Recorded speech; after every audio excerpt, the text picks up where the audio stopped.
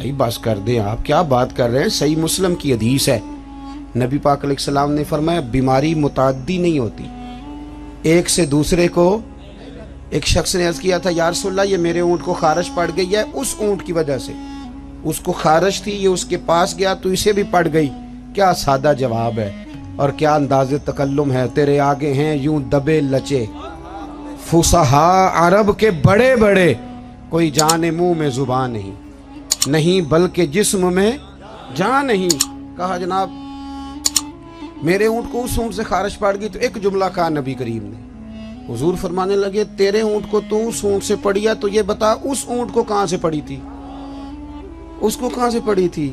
اور اس کرنے لگی حضور وہ تو قدرتی معاملہ ہے۔ فرمایا یہ بھی قدرتی معاملہ ہے، تو فرمایا وہ بھی قدرتی ہے۔ اعلیٰ حضرت جلدی نہیں مانتے تھے، آپ کے سارے سائنسدان کہتے ہیں زمین گھومتی ہے، اور ہمارے بچوں کا تو بیچاروں کا دماغ گھومنے لگا جب سے یہ پڑھنے لگ گئے۔ زمین اتنی موٹی کتاب لکھی اعلیٰ حضرت نے، زمین ساکن ہے نہیں گھومتی۔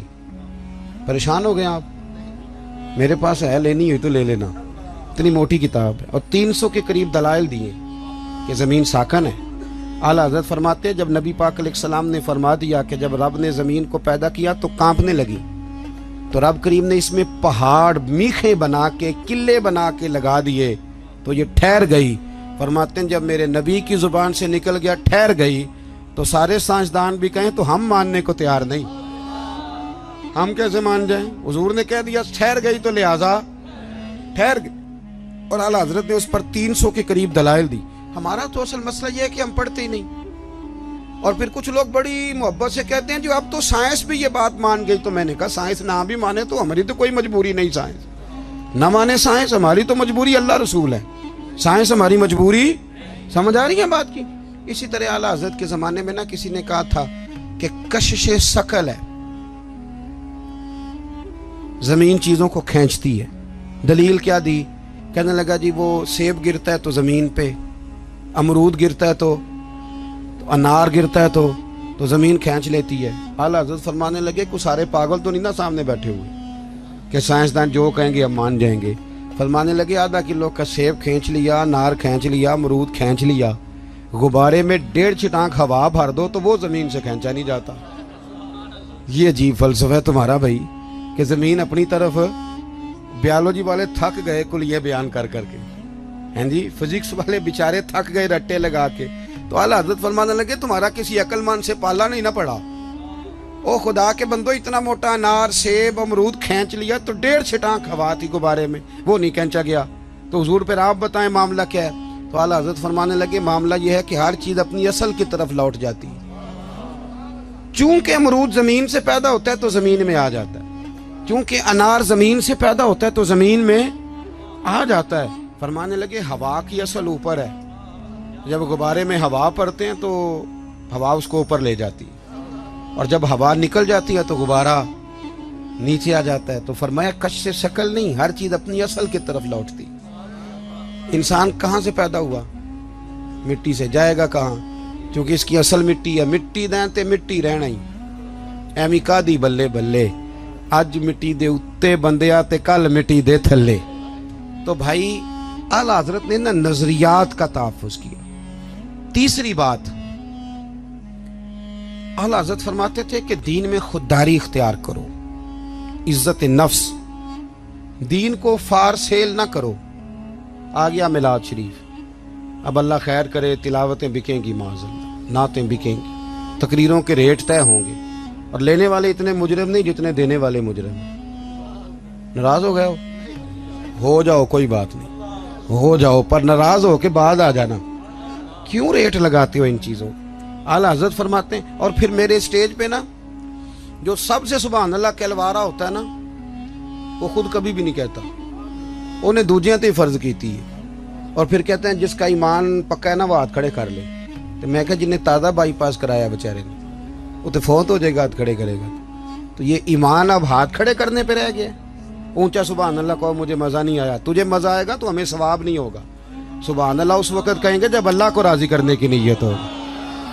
عجیب فلسفہ ہے، عجیب رٹا ہے، اور 25-25 ہزار روپیہ لے کے آتے ہیں تو جو غریب بیچارے اسٹیج کے سامنے بیٹھے ہوتے ہیں انہیں بے عزت کر کے چلے جاتے ہیں۔ میں نے تو ایک سے کہہ دیا تھا ایک دفعہ، میں کہ تو پیسے لینے مفت آئے نہیں سارے جنہیں آئے، مہربانی کریں ذرا۔ اعلیٰ حضرت نے خودداری سکھائی، عزت نفس، کوئی کھا نہیں جاتا۔ آپ اگر سر اٹھا کے جینا چاہتے ہیں تو پھر ہاتھ پھیلانا چھوڑ دیں۔ روزی رب قریب کے دست قدرت میں ہے، جب چاہتا ہے جتنی چاہتا ہے عطا فرماتا ہے۔